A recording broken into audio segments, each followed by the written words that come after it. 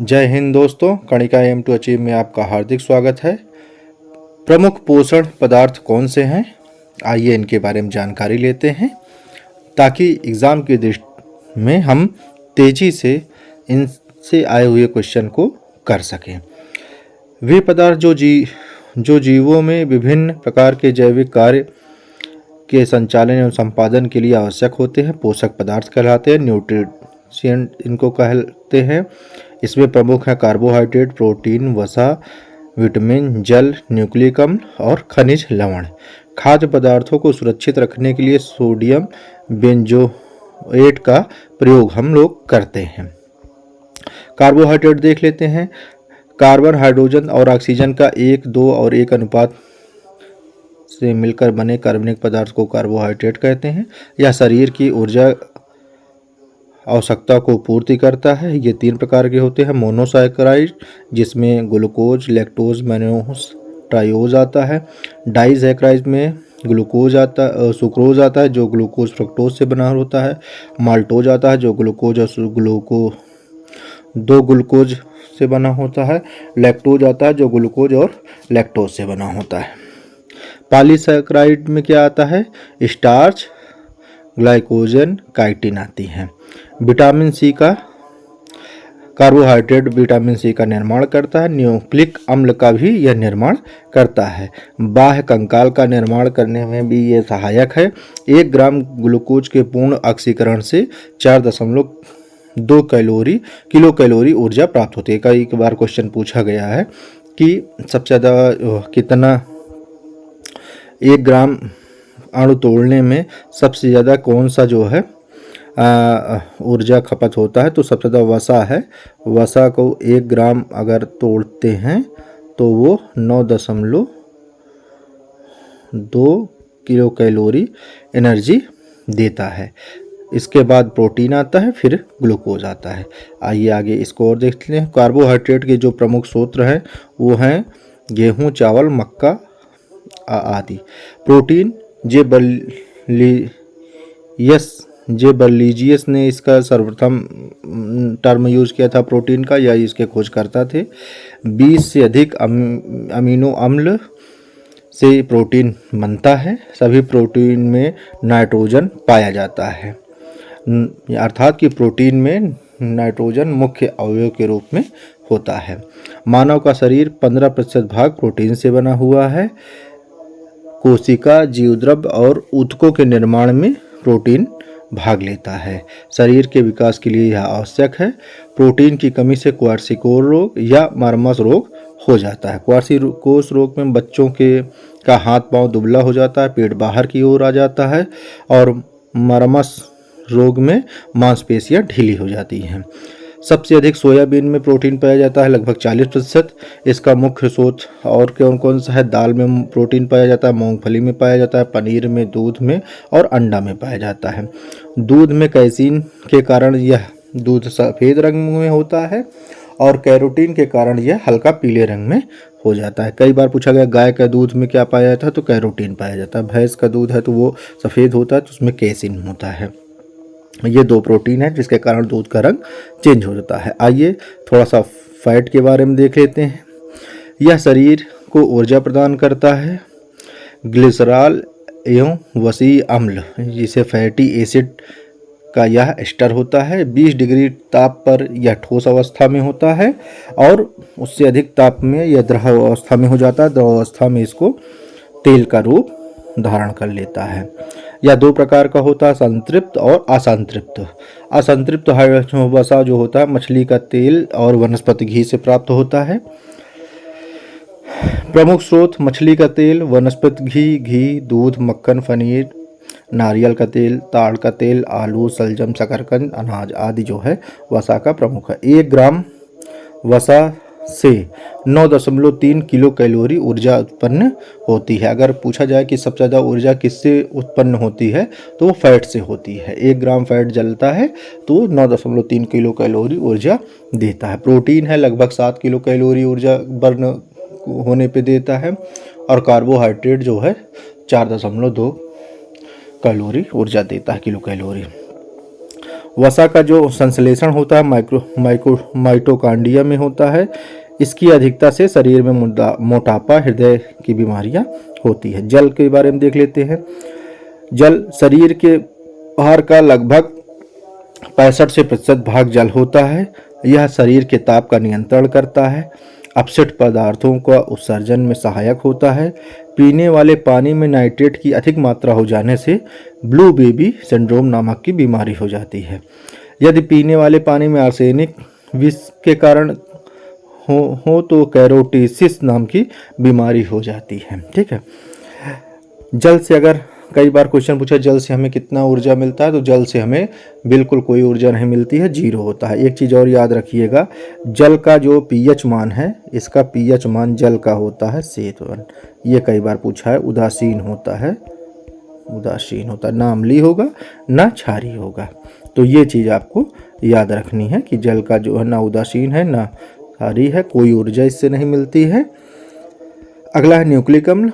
Nucleic अम्ल या carbon, hydrogen, nitrogen, oxygen और फास्फोरस से बने न्यूक्लाइड के बहुलक हैं।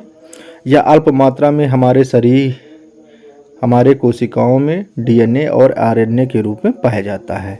इसका कार्य है आनुवंशिक गुणों को एक पीढ़ी से दूसरी पीढ़ी में पहुंचाना। और इसका क्या काम है? एंजाइम का निर्माण करना, प्रोटीन का संश्लेषण करना, क्रोमेटिन जाल का निर्माण भी करना इसका काम है। आइए देखते हैं विटामिन्स। विटामिन्स काफ़ी पूछा जाता है क्वेश्चन एग्जाम में, तो इसको थोड़ा सा विस्तृत देख लेते हैं ताकि जो है कोई दिक्कत ना हो। पहला चीज़ है विटामिन की खोज किसने की थी? तो विटामिन की खोज सी फंक ने की थी 1911 ईस्वी में। इसमें कोई ऊर्जा प्राप्त नहीं होती है। यह शरीर के मेटाबॉलिज्म में अत्यंत आवश्यक है। विटामिन बी और सी क्या है? जल में घुलनशील होता है, जबकि विटामिन ए, डी, ई, के ये 4 जो विटामिन हैं ये कार्बनिक घोलों या वसा में घुलनशील होता है। विटामिन डी और के का संश्लेषण लीवर यानी यकृत में भी होता है। विटामिन डी सूर्य के प्रकाश में पराबैंगनी किरणों द्वारा त्वचा के कोलेस्ट्रॉल द्वारा प्राप्त होता है। अर्थात अगर हम सूर्य की सन बाथ ले रहे हैं, अर्थात धूप ले रहे हैं, तो हमें विटामिन डी प्रचुर मात्रा में मिलता रहेगा। ऐसे विटामिन डी नहीं मिलता है, इसलिए ज़रूरी है कि हम सभी को, खासकर बच्चों को और बुजुर्गों को, धूप ज़्यादा से ज़्यादा लेनी चाहिए। ये नहीं कि धूप में हो जाएंगे हम करिया, तो उसके लिए मत डरिए। विटामिन डी चाहिए, हड्डी मजबूत होनी है तो सूर्य का धूप लीजिए। विटामिन के जीवाणुओं द्वारा हमारे कोलन में संश्लेषित होता है और वहीं अवशोषित हो जाता है। कोलन कहाँ मिलता है? ये छोटी आंत में कोलन छोटे छोटे होते हैं, वहाँ से जो है निर्माण होता है। एक चीज़ और है, विटामिन B12 में कोबाल्ट पाया जाता है। कई बार क्वेश्चन पूछा है विटामिन कोबाल्ट किस में पाया जाता है? तो विटामिन B12 में पाया जाता है। आइए थोड़ा सा देख लेते हैं प्रमुख विटामिन और उनके रासायनिक नाम, कार्य और इनकी कमी से होने वाले रोग। तो विटामिन ए का जो रासायनिक नाम है वो उसका नाम है रेटिनॉल। इसकी कमी से जो रोग होता है रतौंधी होता है, संक्रमण का खतरा रहता है, जीरो थैलेसीमिया होता है।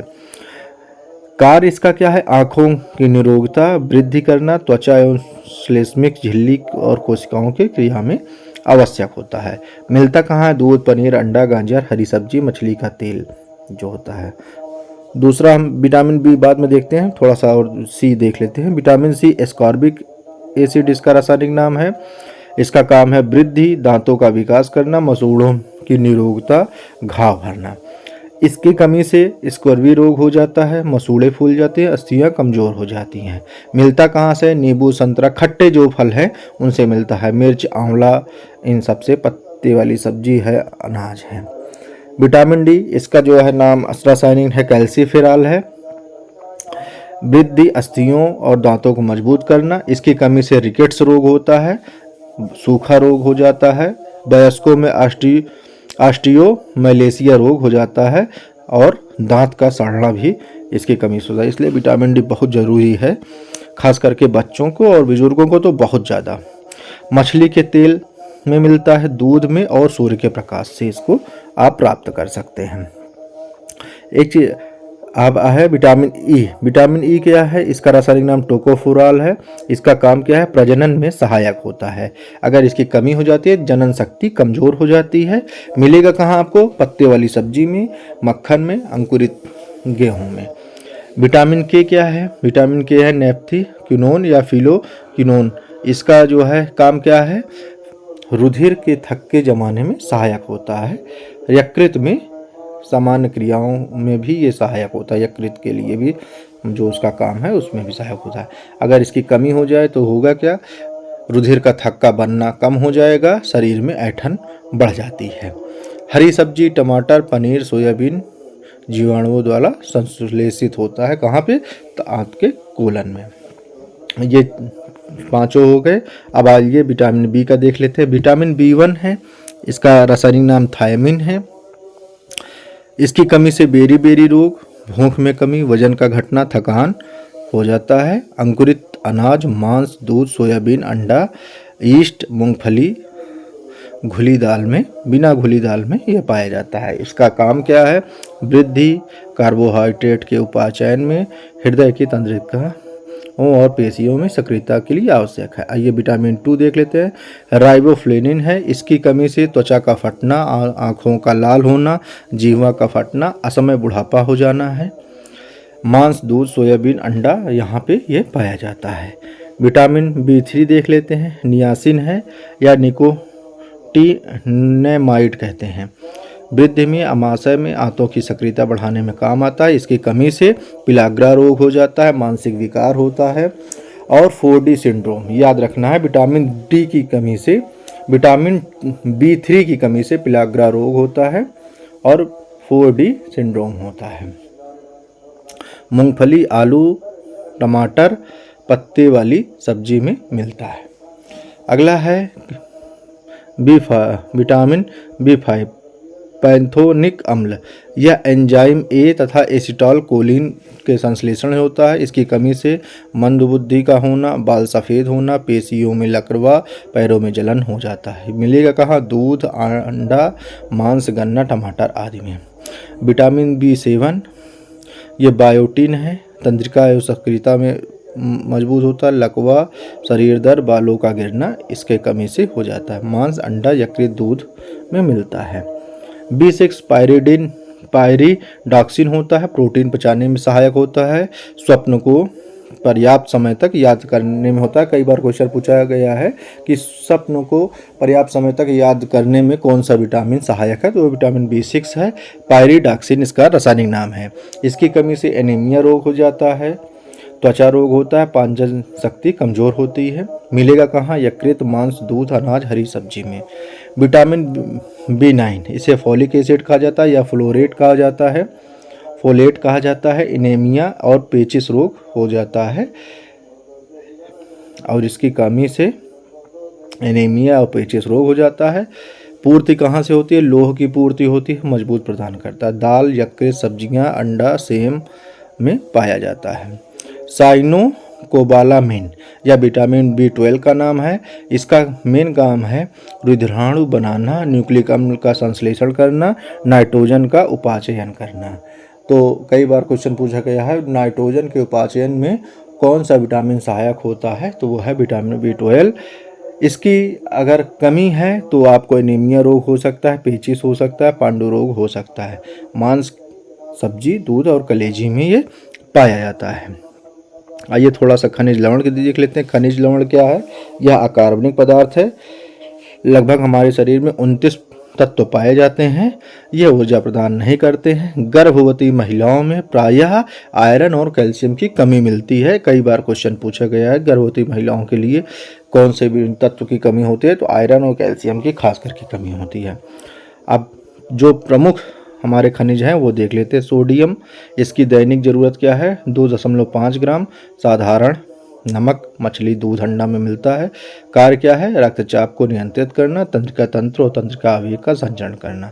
पोटेशियम 1 ग्राम की जरूरत है, सभी खाद्य पदार्थों में मिलता है। विद्युत अपघट संतुलन का काम करता है, तंत्रिका आवेग का संचलन करता है। कैल्शियम 1.2 ग्राम चाहिए। दूध, पनीर, अंडा, रागी सब्जी में मिलता है। विटामिन डी के साथ हड्डियों तथा दांतों के विकास में और दृढ़ता में यह सहायक है। रुधिर के स्कंदन में भी यह सहायक है। फास्फोरस 1.2 ग्राम चाहिए। दूध, अंडा, पनीर, रागी, जई, गुर्दे, सब्जियों में मिलता है। कैल्शियम में संबद्ध होकर दांतों तथा हड्डियों की दृढ़ता प्रदान करता है। लोहा वयस्कों में 20 मिलीग्राम चाहिए, बालकों में 25 मिलीग्राम और बालिकाओं में 35 मिलीग्राम चाहिए। दूध, अंडा, पालक, रागी, गुड़, केला, चना, चोकर युक्त आटा में ये मिलता है। इसका प्रमुख काम क्या है? हीमोग्लोबिन बनाने में। इसके कमी से क्या हो जाता है? एनीमिया रोग हो जाता है। कई बार पूछा गया एनीमिया रोग किसकी कमी के कारण होता है? तो लोहा के कारण होता है। लोहा मतलब आयरन की कमी के कारण होता है। आयोडीन, इसकी भी ज़रूरत होती है हमें 20 ग्राम मिलीग्राम। अगर इसकी कमी है थायराइड या मतलब कि घेंघा रोग, गलकंड रोग, हिन्नजन्य रोग हो जाता है। थायराइड ग्रंथि चूंकि इससे प्रभावित होती है, इस कारण से। मछली, समुद्री कवक आयोडीन युक्त नमक में मिलता है, सब्जियों में मिलता है। अब थोड़े से हैं मैग्नीशियम, जैसे बहुत थोड़ी मात्रा में मिलता है, चाहिए इसको। इसका काम है पेशी संतुलन बनाना। जिंक है, इसका काम है इंसुलिन कार्यों में। तांबा है, इसका काम है हीमोग्लोबिन तथा इसकी जो अस्थि है निर्माण में। कोबाल्ट है, विटामिन B12 के संश्लेषण में काम आता है। मिलेगा कहाँ से? मांस, मछली, दूध, सब्जी, अंडा में। तो इस प्रकार से यह हमारा प्रमुख पोषण पदार्थ जो है वो कंप्लीट होता है। उम्मीद करता हूँ कि आप लोगों के लिए ये थोड़ा सा सहायक होगा एग्ज़ाम की दृष्टि से।